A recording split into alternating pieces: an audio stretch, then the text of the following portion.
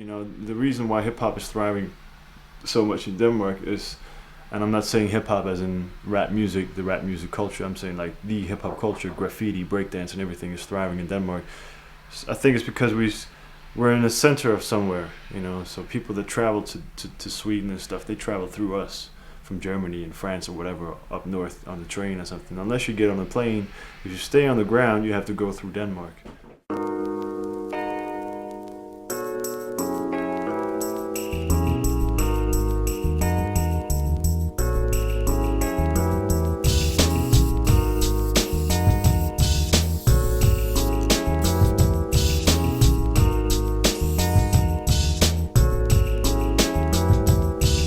So we get a lot of people flowing through, you know, and in the summertime, and you know, street performers, breakers from Hungary and stuff, you know, and graph writers coming in, hooking up with different crews in Denmark and going out and bombing a couple of trains, you know, and you end up seeing trains from you know, German crews driving around in Denmark because they've just been passing through and hooking up with one of their friendly crews in Denmark.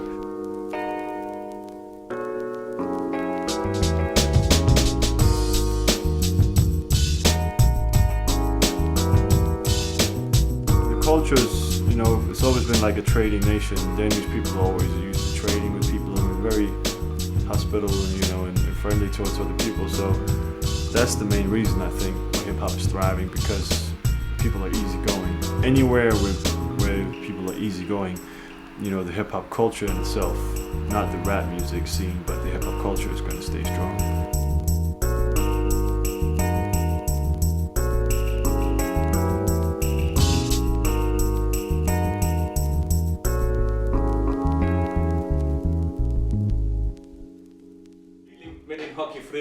Du kan få et klasseklip, for det skal væk, ligesom Barsebæk. Det er gift ligesom arsenik, så skibet kan sejle i en rolig nat. Det gynger, mens jeg slynger og synger de vise sten med Goliath.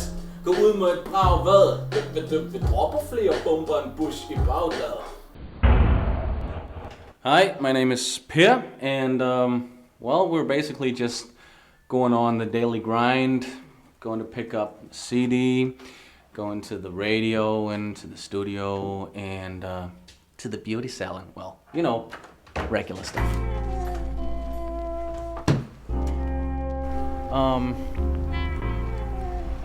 I guess that most people regard hip-hop as being a way out of misery, a way out of the ghetto, and like creating something out of nothing, the voice of the people and so forth. I think that around here, maybe in most of Europe, that I can't say, but I think that here, hip-hop is not a way out of misery, because misery is not as prevalent here. It's a way out of meaninglessness.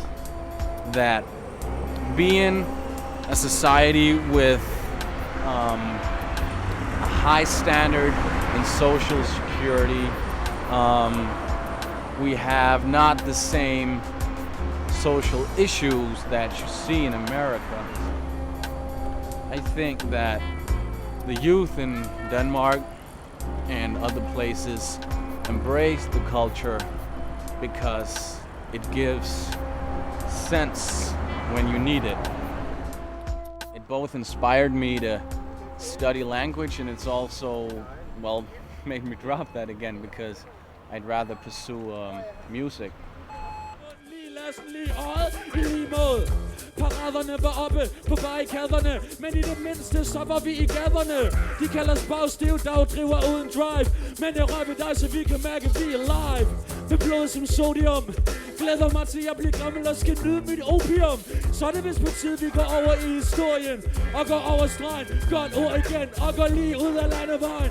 Sidste gang. Lige ud af landevejen. Tommelfingeren er mit bandetegn. Vi er vant til regn, forvandler vand til vin. Kriseskrig.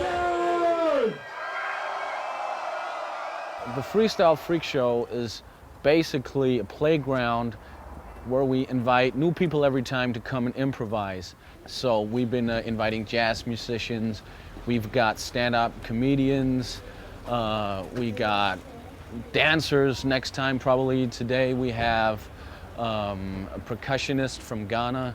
And the only headline, so to say, is improvisation. Den kører rundt, og det kan hjulet også. Andet sæt. Oh,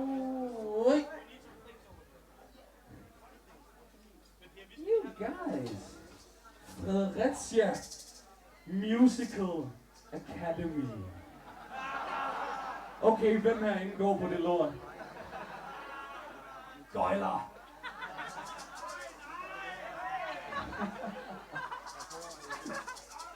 Oh boy. Lad os se, hvad den svedeste tand i mandsvind kan finde. Lad os se, hvad den svedeste tand i mandsvind kan finde. And so we have a planned chorus, an orchestrated chorus, but the verses are totally off the dome, which means that you can actually do something that's a bit more musical, or a lot more musical, than just having a DJ starting a beat and stopping a beat, as it is in most cases with freestyles and battles and so forth. Hvis du ikke fatter mit flow, så dø.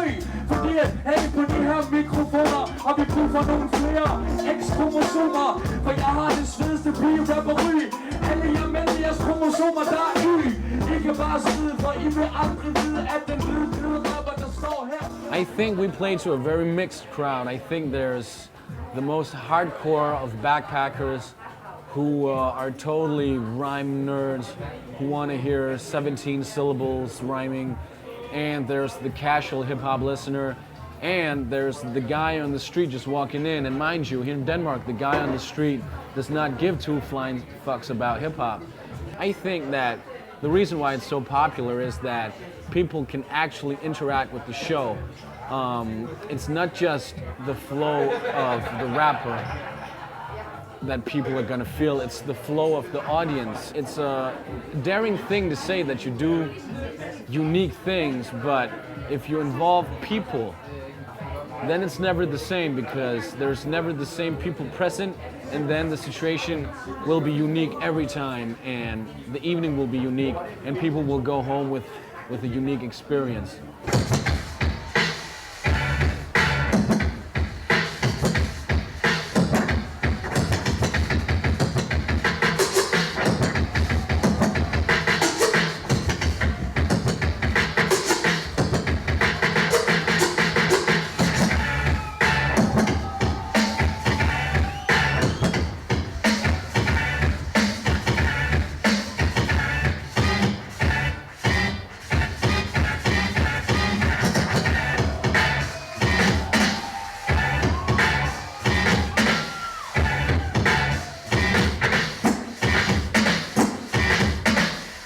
So this is where I work. It's a pretty good place to work. This is where I do my radio show. It's Denmark's radio in Denmark. And this is one of the fringe benefits. They don't pay me too much to do the show. And this is just here. You look down the hallway, you can see they got stacks and stacks.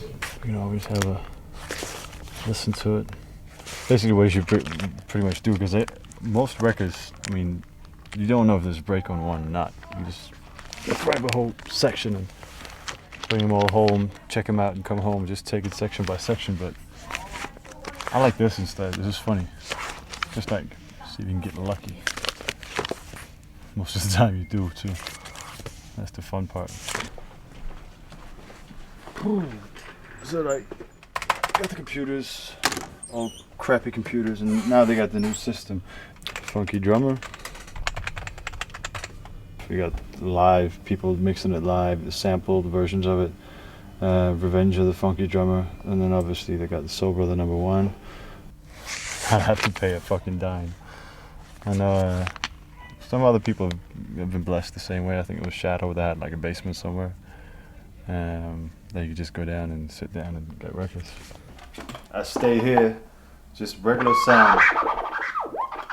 The sound that everybody got, that everybody uses. And then I just program beats.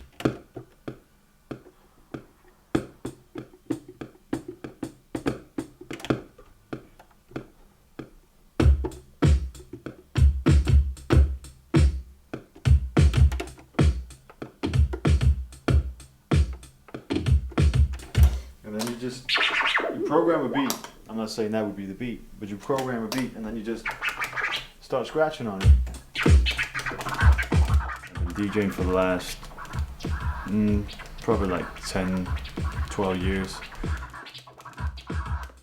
And I've been fortunate enough to win a lot of Danish DMC championships, a lot of battles, which led me to New York in 1994, where I won the Animus Music Seminar Battle for World Supremacy. And in 1996, I won the coveted DMC title, the Disco Mix Club World Championship. And the 2 previous years, I was actually a runner-up in 3rd place, so it's like 3, 2, 1.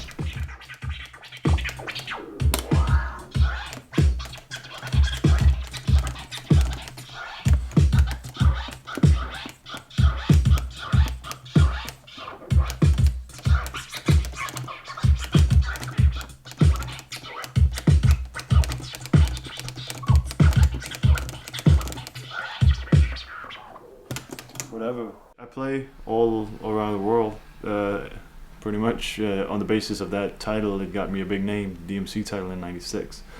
Toured with a lot of people. I do club nights, you know. I do judge DJ competitions, and I open for larger acts than myself, and I make a living of it. It's gonna be crazy. Check this out, yo.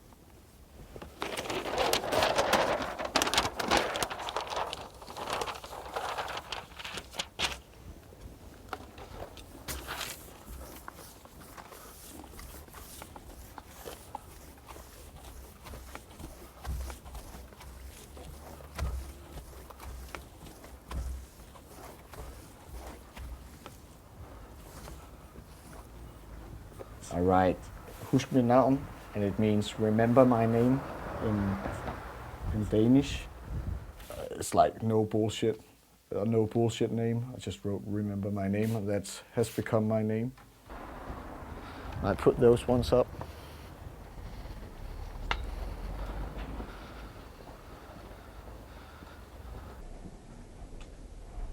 There's a couple there, one there and one there. And the first thing I did when I started doing posters was a teaser campaign, because I was quite inspired by the teaser campaigns of their commercial industry, where you don't know what the campaign is all about until the last minute, where it's all revealed. But I thought that it was much more exciting when you didn't know what the campaign was all about. So I did a campaign for growing a beard,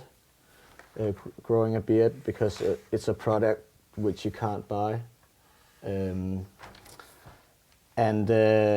Basically what I did was just to do a lot of drawings of animals and women and men with beards on them, with beards. I did that for about a year, and then I got fed up with it, and I started doing the Remember My Name campaign.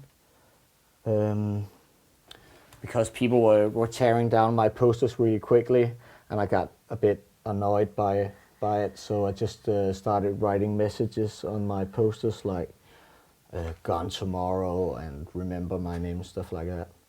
And I've also done a campaign called the Winter Dick, because in the winter in Copenhagen it's really cold, so I did this this small dick, which you get when it's really cold, and I did a lot of posters of them and put them up everywhere.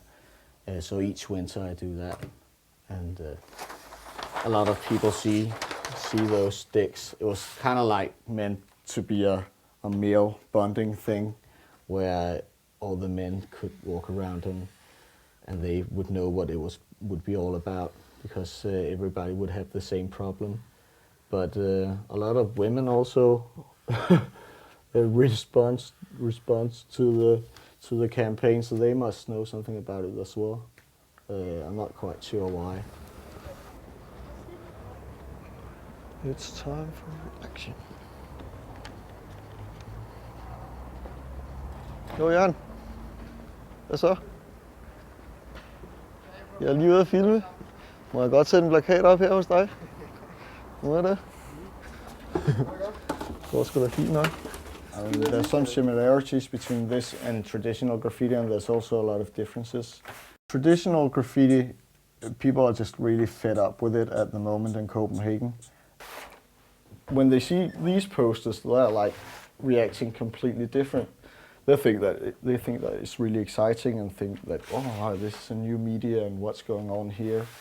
And they know that it's paper and it's not paint, so they don't think that it's vandalism. They think it's quite harmless.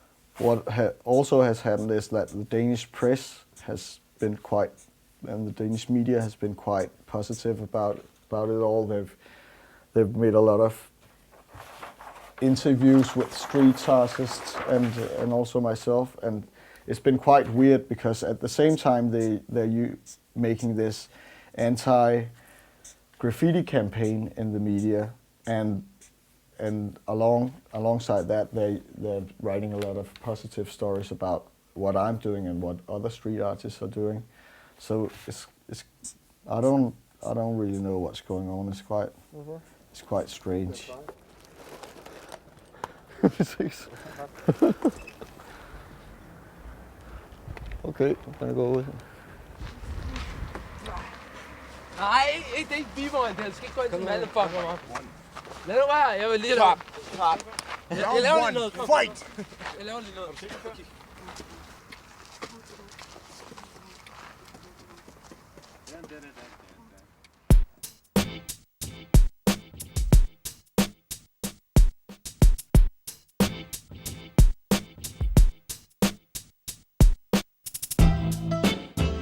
It's like Danish style is like...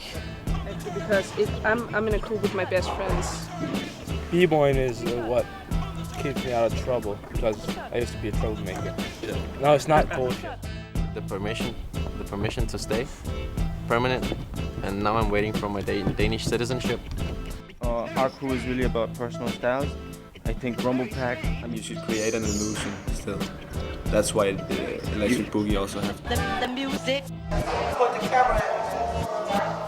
What the fuck, man? I mean, there's just not such a big battle culture here. I'm not sure exactly why, but like. What's up? It doesn't matter so much if I won that, because it's more like what I think about it myself. Now we're in a crew called Rumblepack with the guys that we started dancing with.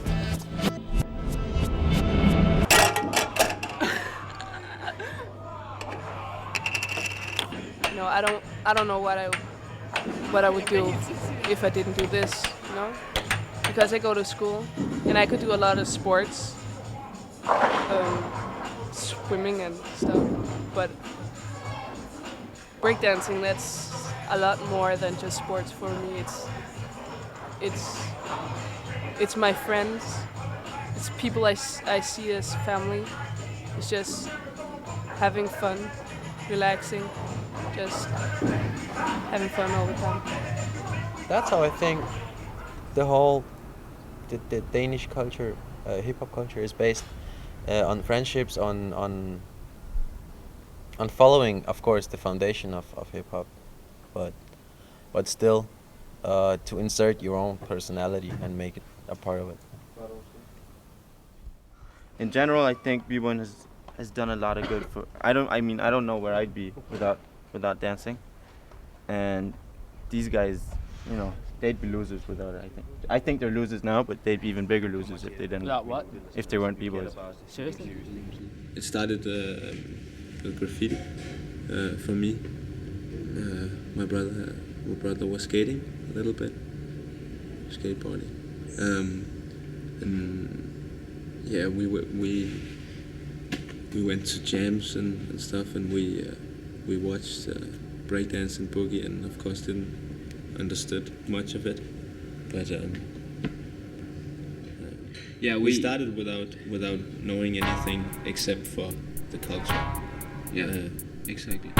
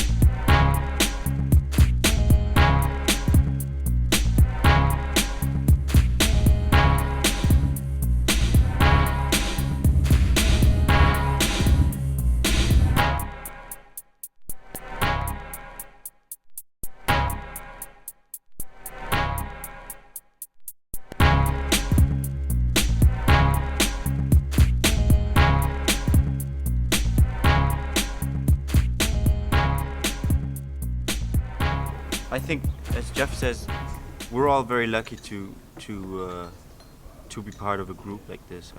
I don't know, when you're allied with somebody, you do stand a firmer ground in an environment like this, as small as it is in Copenhagen. Brand new pose for everybody. B-boy mascot. Well, Aarhus City is how much? 500,000. Not even 500,000, I think. About 250,000 people. Well, down here we have a little coffee area.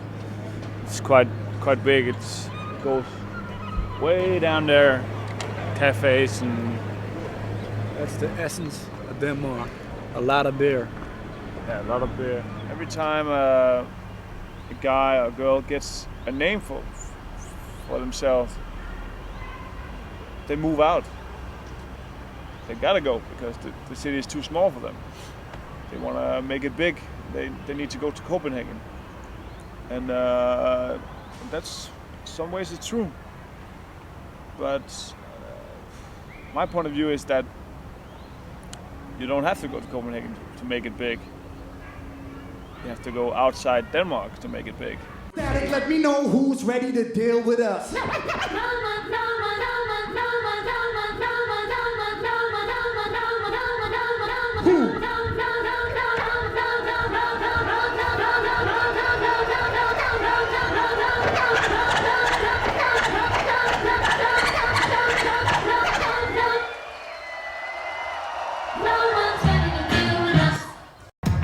Big Nat back in the mix. We don't rock a spot, we tear the roof off the bricks. Concentrated, dedicated, diamond in the rough. Better tell your DJ to turn this motherfucker up. I stand behind the mic, showing my dominance.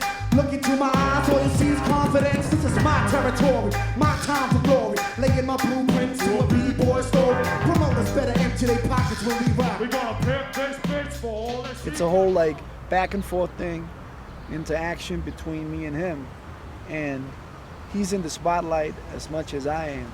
That's all through the show, not only like for a short period of time. That's like the whole show. A b-boy's motto: follow the steps of a Lone Ranger. I spit for your brain to swallow. These tips are hollow, syllables are mine. I feed beats through umbilical cord lines, the rhythm radiating, vibrating your mind behind enemy lines. But ahead of my B-boy's motto, follow the steps of a Lone Ranger. I spit for your brain to swallow. These tips are hollow, syllables are mine. I feed beats through umbilical cord lines.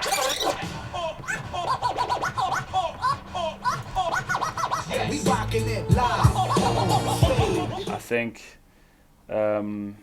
everything inspires me. All the hip hop I heard throughout the years, and all the hip hop I hear now, and all the funk, all the producers, all that stuff just combined into one, and I absorbed everything that I just came across, and just it turned out to be what I am today.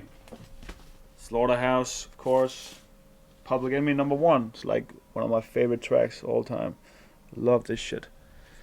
In order for you to develop as an MC, you definitely need constructive criticism. And that's why I feel like me and Static got this. The way we work is like, I tell him straight up if there's something he's doing that I ain't feeling, and he tells me straight up, yo, you need to change that or whatever. And at the end of the day, it's the best thing that we can do. We put it down from years of practice, superior tactics, all area access. We be strictly b-boy gypsies, globetrotters, pushing a hot product. Sick adrenaline, shot spot rockers. Make your jaw hit the floor like poppin' lockers. Showstoppers, we known to get live with it. MCs wish they could do it the way I spit it. So welcome to the show of your life, where the stars shine bright, no need for spotlights. We hit them with the decks, wax words and mics, then punch the clock and call it a night. One of my favorite LPs of all time must be Low Profile over here. It's right here. It's like every DJ should have this in his collection. I have two, of course. I even have a big ass poster here, just to prove my point that I love this record. And it, like over here is like more of a Danish collection of music, of stuff that I did. It's like, here's a 12-inch 50/50. It's like the cover is pretty whack actually. It's like it's not our decision to do this cover, but it's gonna be re-released with hopefully another cover. Here's some stuff. Here's the remix I did for what's the crew called? Aphrodelics. Yeah, I did a dope remix, but didn't come out that big, I guess. But the beat is dope. You should check it out. You can check it out now if you want to. I think the beat came out good. It's like you can use it for b-boys, you can use it for whatever.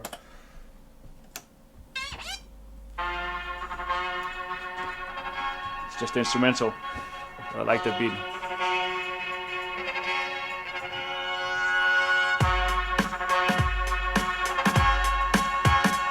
Works everywhere. We played in Estonia like some month ago. We were in this club, and suddenly the DJ puts this track on, and people were like going crazy, like it was like a hit over there or something like that. Just blew me away because I haven't heard it anywhere else.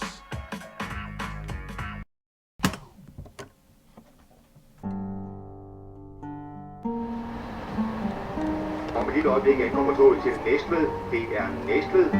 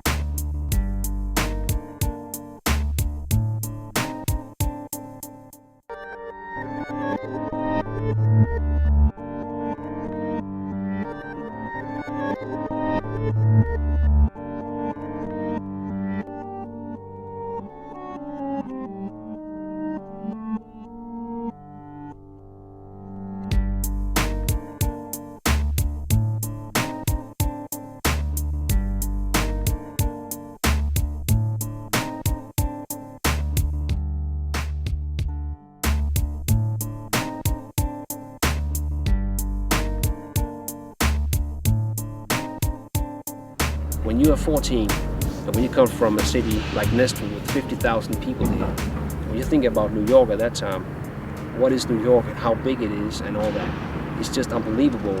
When I was sitting there in my room in the late night, of course I thought about the cartoons. I thought about these stories. I thought about these elevated tracks. I always think about the subway, the train system, and of course I saw the whole thing in pictures, or it's like a movie. I saw it in clip. I saw, oh shit, you have this, and you have the noise, you have all the sounds of these metal giants, all the trains. So I was really just attached to these trains and these the giant system. This giant system, and I was like, fuck, how can it be this big? I mean, it's just incredible. So all my drawings at a certain time had a train on it, of course. And then later on, I tried to go back, and this is what I do even now. I'm still stuck with the same thing. It's kind of a childhood thing, because now still I wanna do this storyboard thing on the wall, not even in frames, but I wanna learn how to visualize or tell the story, because we have so many stories. Everybody has stories, We're planning out to have, even a storyboard, and we're planning out also to have, what's it called? The script, of course. This is, the script, and it's gonna have the title and the whole thing, like, so people that come down here, they can actually read something, and not only having a piece in front of them, but also having a story, and they can, oh shit, that's a script, and it says blah blah blah blah blah blah blah, and they're gonna see some action on the wall that has to do with the title, has to do with the characters, has to do with, of course, the script. So that's the plan, in the future. All right, man.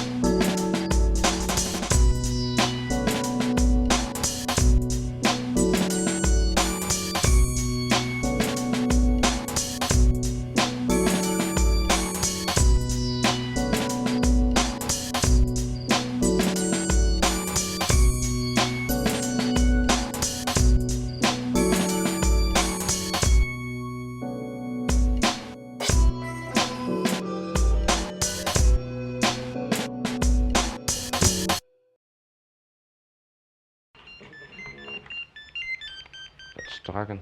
Kim? Ja, hej. Jamen, jeg sidder lige midt og bliver interviewet. Ja. Hi, it was Dragon from the group here. He'll ask her when we're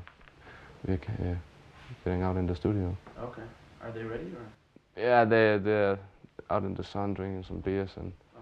Den gyldne middelvej. Den gyldne. You have learned what it means? Yeah, the golden middle The golden middle way. Den gyldne. Gyldne. Gyldne. The word you have. Gyldne.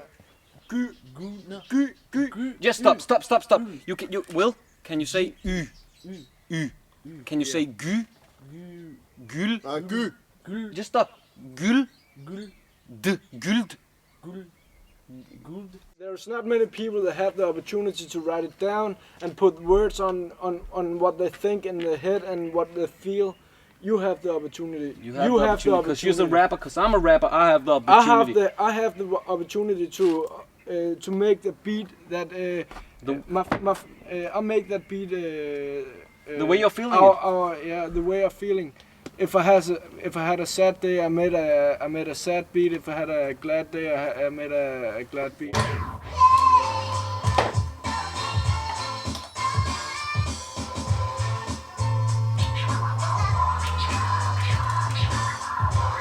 Much of the things I can, I've learned by myself. I've watched some videos and heard it on the radio, but I haven't learned it from anybody. I stand for myself. I am an auto mechanic. It gives spot on the bread. It's not that coolest thing, but in Denmark it's very difficult to live at what you do in hip hop. I can't live off being a DJ, so I gotta have a job. Let's make a cheers. Cheers. Cheers. Cheers, What mate. about Cheers, mate. the coffee? The coffee ain't ready. We're drinking a lot of coffee to keeping that wrap up, to keeping that gold teeth we're having. We ain't got the money buying gold teeth, so we are drinking a lot of coffee, smoking a lot of cigarettes, so we can get our teeth yellow. Jo, det på alt for få kan forstå, lad beatet gå som det går tomt, men hårdt, fuck det lort, kom til kort. Få det track indstillet, få din rap indspillet, så jeg kan brække det ned og bevise, at du burde have lavet det ligge stille. Det har faktisk ikke en skid med din tekst, og gør det ikke, om det er den nye eller den gamle skole, du efterspørger.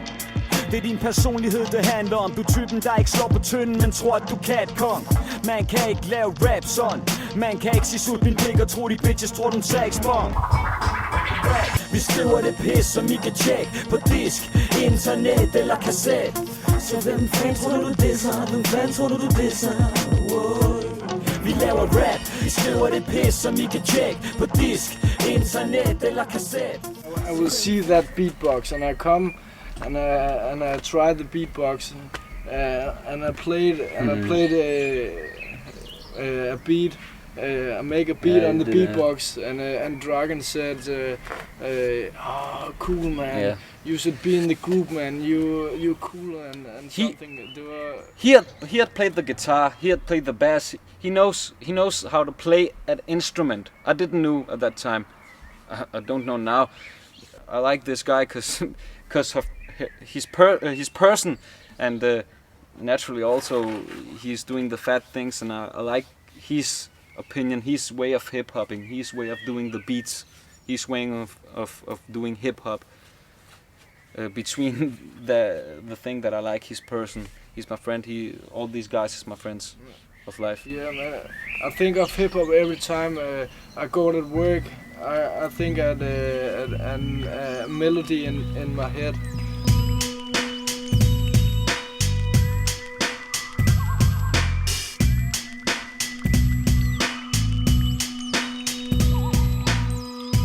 I've got no money and I just I've got no computer, so I just did my own. I got a phone and all kinds of stuff.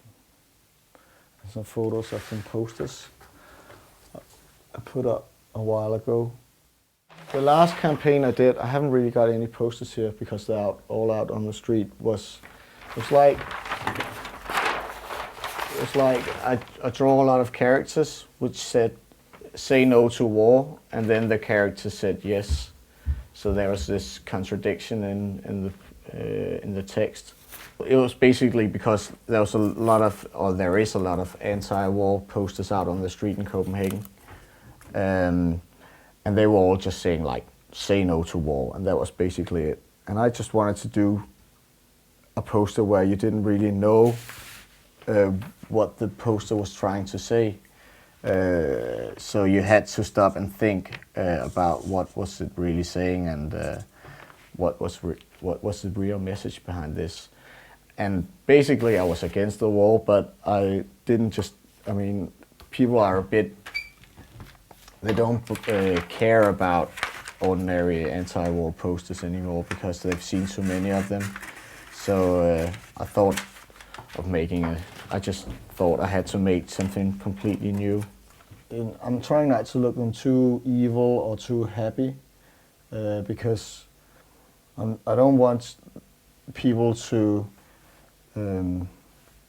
see that if I wrote USA is your mother and the woman looked really evil, they would think that it was because I didn't like the USA, or if I made her look too happy, they would think that it was because I liked the US really much.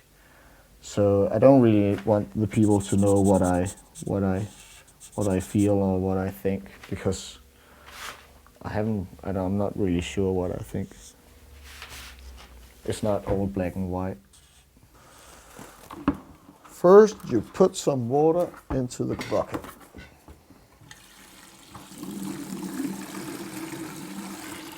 And it has to be cold. Then I've got this first class Danish glue.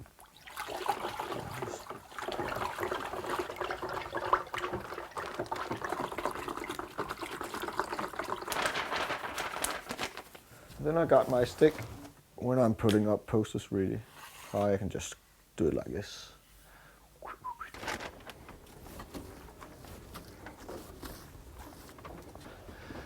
And there will always be people watching you.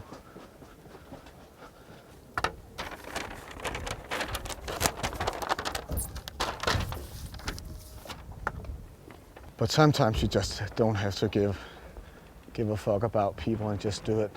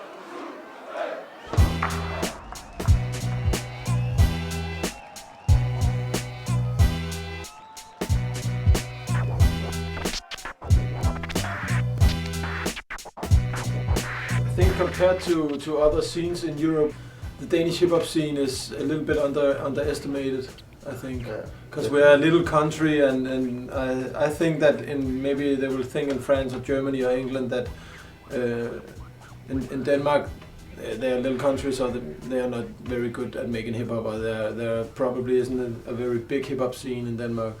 The hip hop we make comes out of a lot more than just hip hop. It comes out of a lot of different kind of music. We want to be different from other rap groups in Denmark. Yeah, meaning that most people are pretty sick and tired of just watching two guys with a mic and a DJ. And a DJ. First, we just started out with the drum player. That brought so good vibe on the whole thing. So we just decided to keep continuing with the drum player on the whole show. And then we just thought about the new Suspekt tour to put more live things on it. So now we'll develop it again, because when we're going to play in Roskilde, we have a violin and cello. Yeah. So again we will develop, and after that we will develop have a little plan with a samba band. In a few years we have a big band. We have a big band with us. Playing all the tracks live.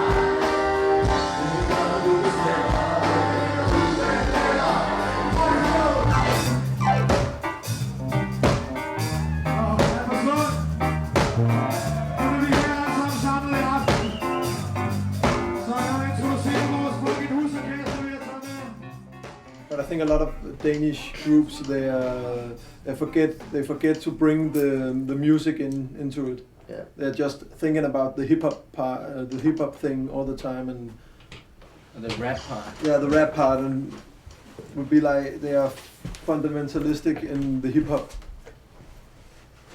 thing, and I don't think that is very good if you want to develop your music. I'm just gonna go get some beer. You want something?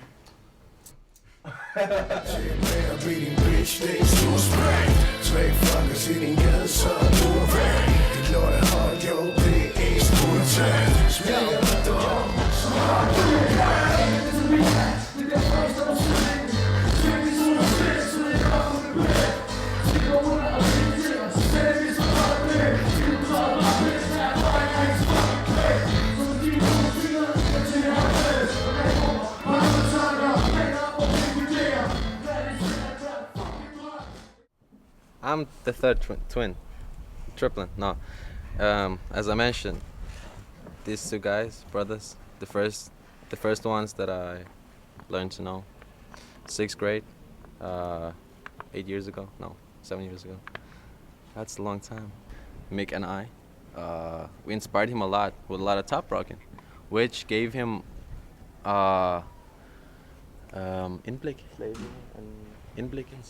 insight in how to interpret beats music. So he was able to do popping and mix it up with housing or some top rocking and actually make it look like his own style. So that's fucking good for him.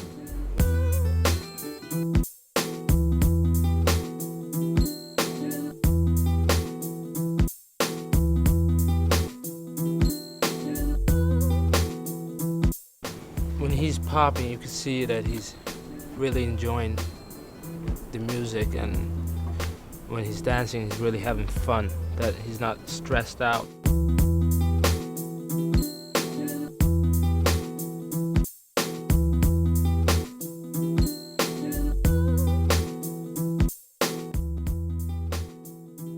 Kim is my twin brother, and I love him dearly. Yeah, I mean, people give him props wherever he goes because he's gotten really good. Yeah.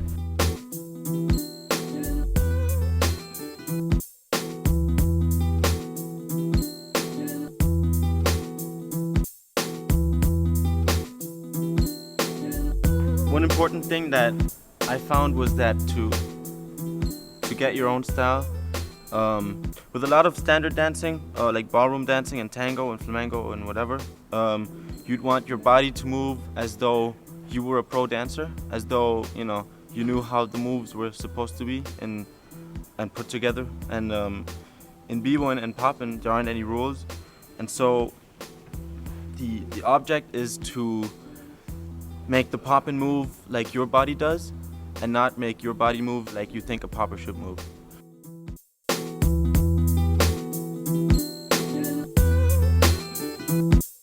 Your entire way of moving shines through in your B1, and that's why everybody has their own flavor.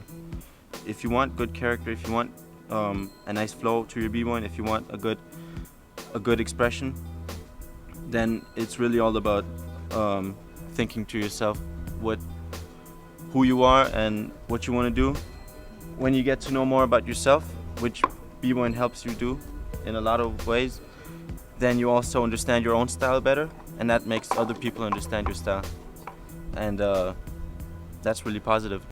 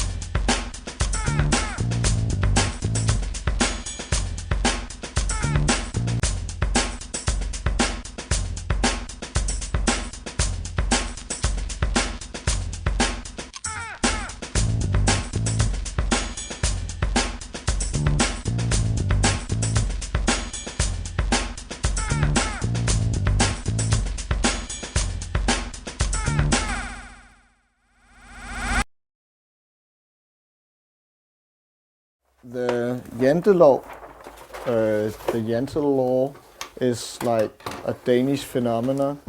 I guess that they've got it in other countries, but perhaps they call it something differently. Don't think that you are something. You know, don't think that you'll ever amount to anything. Because people in Denmark have always been like people that are outside the like conformity. Yeah, conformity have always, they haven't been appreciated. It's very human to put others down, to uplift yourself, and to me that's just jealousy. In hip-hop terms, it would be player hating, because it's the same thing. Something is done, other people can react to it, and if they don't like it, the guy who made it can always say, oh, you're just hating, you're just player hating, or you're just jealous, or it's just because of janteloven. Many years and I thought it was a trend, a new kind of way to behave.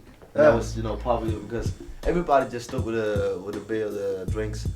Like this, like they all was the big shots. Yeah. And they all could do it twice. I'm better than that guy on the seat, on the fucking stage. That's the always standing. Yeah, that's the they're always standing like. I think it's one of the main reasons why Danes don't really become anything big out in the world, because if people in Denmark have like big ambitions, they'll go to another country really fast because they can't really have any big success in Denmark. But in the hip hop culture, it's always been about being the freshest. You gotta be the best. You gotta be the best writer, the best breaker, the best DJ, the best MC.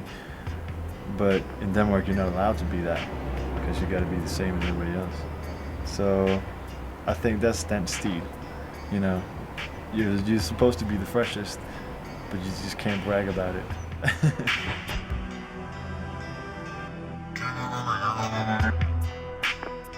I'd rather have some records where I know where all records are. You can ask me about any record and I can pull it out.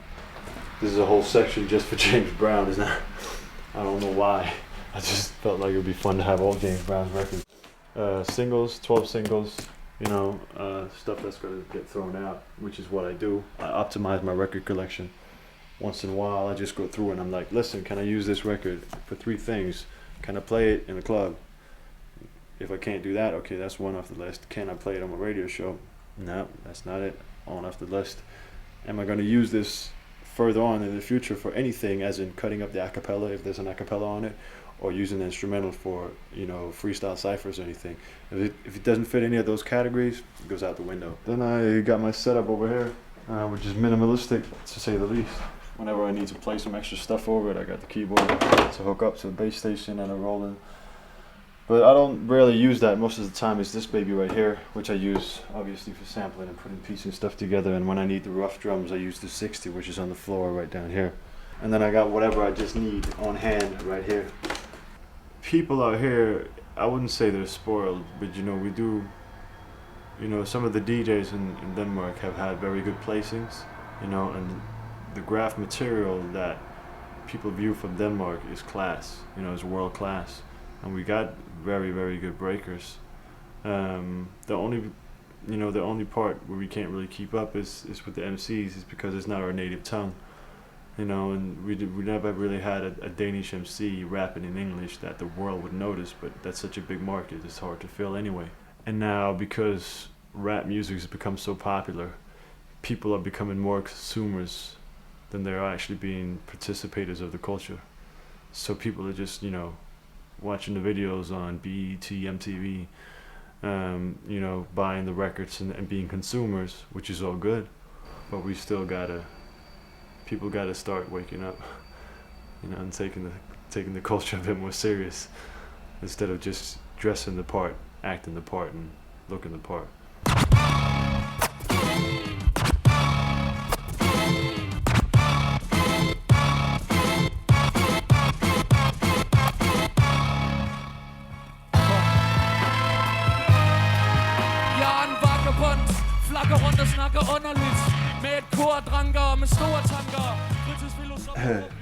Shows with PV is always fun. because he's an amazing performer. That's it, period. He's an amazing MC, and he holds the mic, you know, as well as he does on tracks. He holds the mic just equally as well on stage, you know, and he knows that, you know. One of his role models is KRS-One, and that's what I would call him, you know. He likes the softer stuff, you know. He doesn't, I don't know if he likes me saying this, but he likes the common stuff, you know, the softer stuff, the De La Soul stuff, the more intricate stuff, you know. But when he performs, he's more like a KRS-One. Smil til verden, og den smiler tilbage. Jeg burde ind og spørge, hey, hvor griner du af? Jeg griner for ikke at græde, Mr. Colgate. For dit smil må være meget trist og hold straight. Så du løber alt, hvad livremmer og Manisu kan holde. På automatpilot og cruise control. You know, you have to warm up to it, because he got too many ideas. He always comes with like probably 30 ideas. And you know, but it's good for me because then I can get to pick and choose which ones I want to use, and which, you know, discuss with him back and forth which ones would be the best. We're not a group, you know, but we're very good friends, and you know, he's a very, very, very creative person. I respect him a lot, and anytime we can do a show, it's good. All right, this is Copenhagen University Radio, and we're supposed to do an interview. The theme is beatnik poetry, which I'm definitely not an expert on, but somebody else is an expert, and I'm going to put a hip-hop angle to it. So this is it. All right. Så den lige fra starten af det. Jamen, så lad mig se. Jeg er ikke whack. Jeg kan sagtens name drop Jack Kerouac. Og jeg tager dig med til festen, som om at jeg var Thomas Vinterberg. Og vi tager dig hele vejen til Tanger, som var jeg Allen Ginsberg. Så hvis du har mere end 1 milligram, så kan jeg borrow en William. Det betyder lån, jeg kan få dig til at dåne. Så lad os se, om vi kan få månen til at gråne. Fordi Amerika, jeg har givet dig alt, og det eneste, jeg kræver tilbage, det er livets salt. Danish rapping versus English rapping. That's something I've been asked about a million times, but I guess for you guys, of course it sounds like a bunch of gibberish. If I was supposed to rap in English, I would, you know, just be a carbon copy of what I've been hearing from New York and from LA, and I would really have a difficult time to inject my own personality. So to me, it's like you have a clay that you mold your craft with, and if I was supposed to use a foreign language as my clay, it would never be as personal and original than if I use my own. So that's basically it. In Næstved, for instance, you know, or even smaller cities, or in Jylland, you know, the other side, you have to be more, you know, the type of guy that goes out, and you have to travel more. You get the taste of, let's go to Germany, man, let's go to Holland, let's go even further, and suddenly you're in Switzerland, or suddenly, man, Italy, or I don't know, just trying to see the scene there and try to meet the writers and the b-boys at that time. So it does something to you if you're from a small city. If you want to learn more, you have to go, you have to take the train, you have to take a plane, you have to, you know, you have to go out to discover other things. And that is something that a lot of people do here.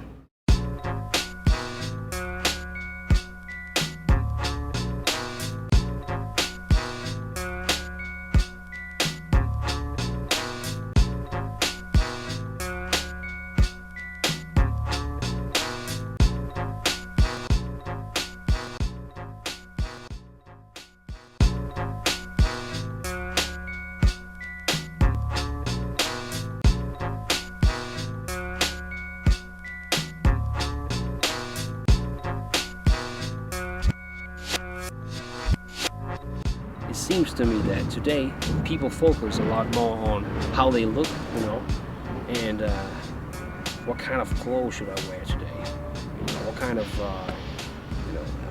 is this fresh?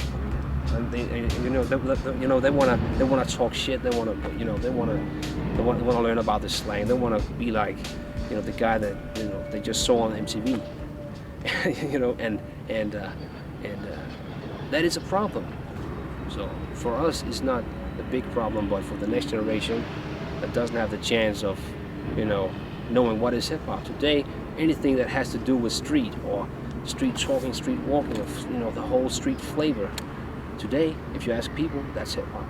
And just imagine how much that we could do. The whole hip hop community, if they just if people figure out, how to give the best of themselves to the next guy or the next generation. If we really need to learn how to do this, so that the hip hop culture can, survive.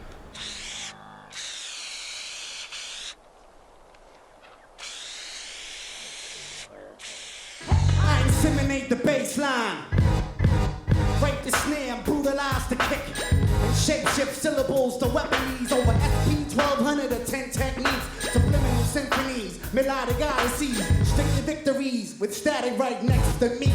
I stay committed to the page, spit it for days, let it spread like blaze. I double invade. B-boys, B-boys, time to battle. Boom. B-girls. You ready to do a little song? Just another B-boy track I did. When you play this loud, like everybody's gonna go nuts. They do when I play it though. On the dance floor, let's get it on.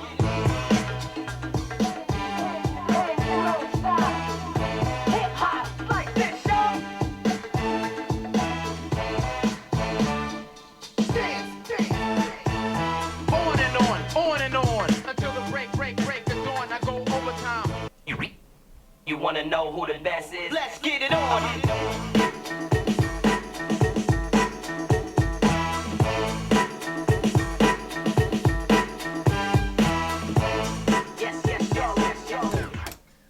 I always love stabs in music, like small horn sections and stuff like that. Bam, bam, bam.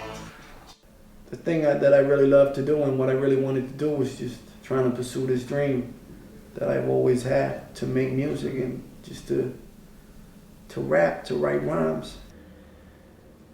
Because the thing is, like, the money in Europe, as far as the whole hip-hop music industry goes, the money is small, so it's just like, it's difficult, especially for MCs to make a living off of rhyming.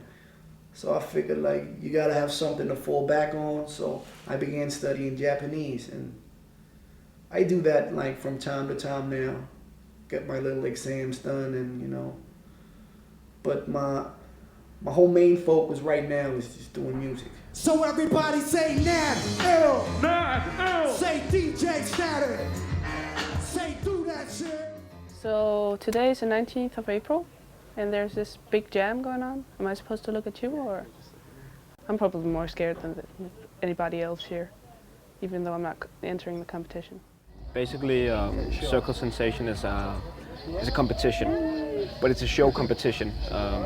There are invited 5 crews from different countries: Lithuania, USA, France, England, and Germany. It's not like that I'm nervous, I'm just like, I'm more worried. I hope that the show won't fuck up, and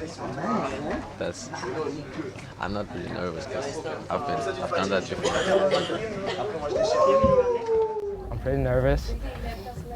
We just finished our show today, and hopefully it's good. We don't know. Jeg siger, at de næste, det er fucking hjemmebaneholdet. Så synes jeg godt, at jeg kan give den op for fra Danmark, Rumblepack!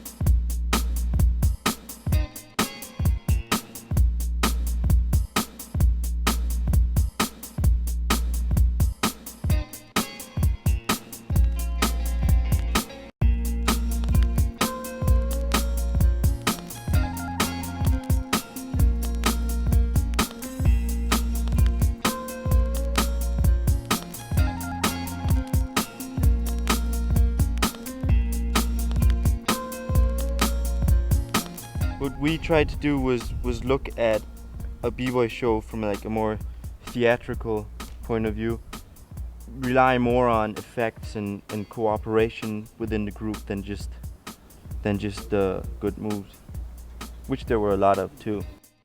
And this was actually our first official show, so we were pretty proud of ourselves.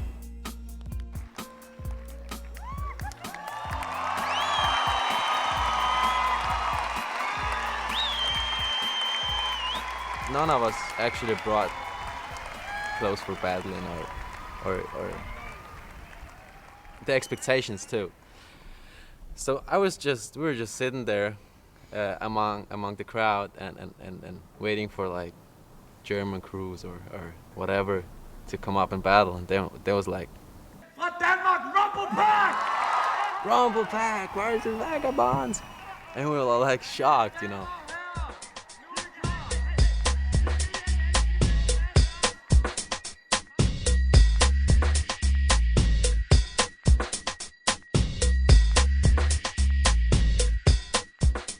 It was really nice meeting some guys who I've watched in videos and watched them for real and even battle them. We got a lot of experience in that battle, even though they were a lot better than us in experience, battle experience.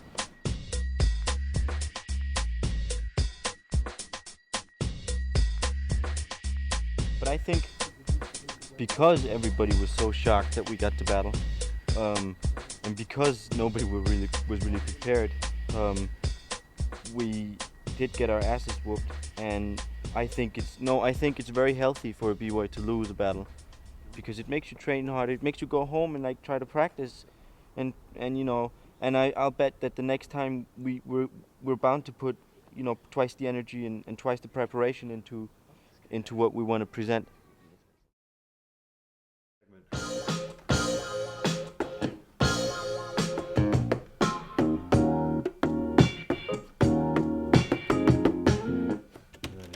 Comes a break. Like that.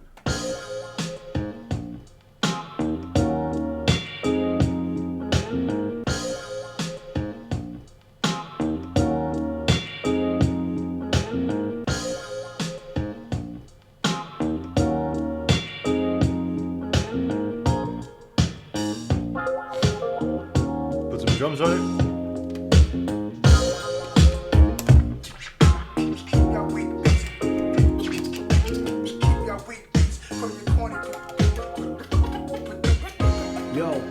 I attack your whole city with toys for tornadoes.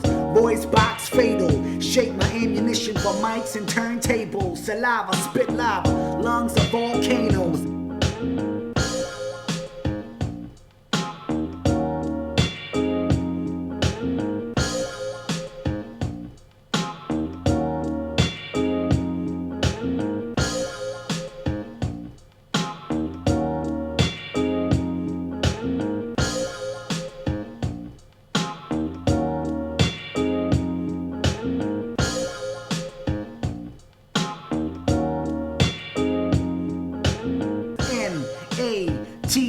My flow's contagious, thoughts spill on my pages. Innovate a rhyme style while I study the basics. We bringing shows back to the primitive stages.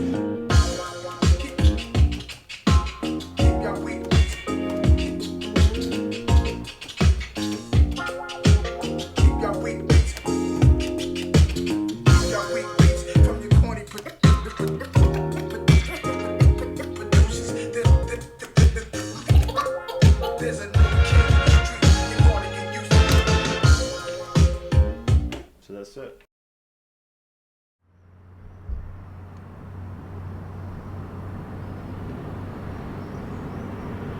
Fuck, that's a hard one, man. That's really a hard question, to be honest. I mean, we're talking about style itself. I mean, in hip hop, we're talking about Danish hip hop style. Well, you can't ask me that shit. It's really hard to. It has to do with the mentality. I think Danish people are pretty much a relaxed breed of people. They don't care too much about showing off. Dansk Stil is more so about having fun than about proving yourself. Danish style, Dansk Stil. I think it's too cold hot. It's called. It's a beer, 2 cold beers, and I think it's 4 of brown bread, the Danish rugbrød, with a lot of good meat and cheese and salad on. And mayonnaise. And we call it in Denmark. We call it we call it smørbrød.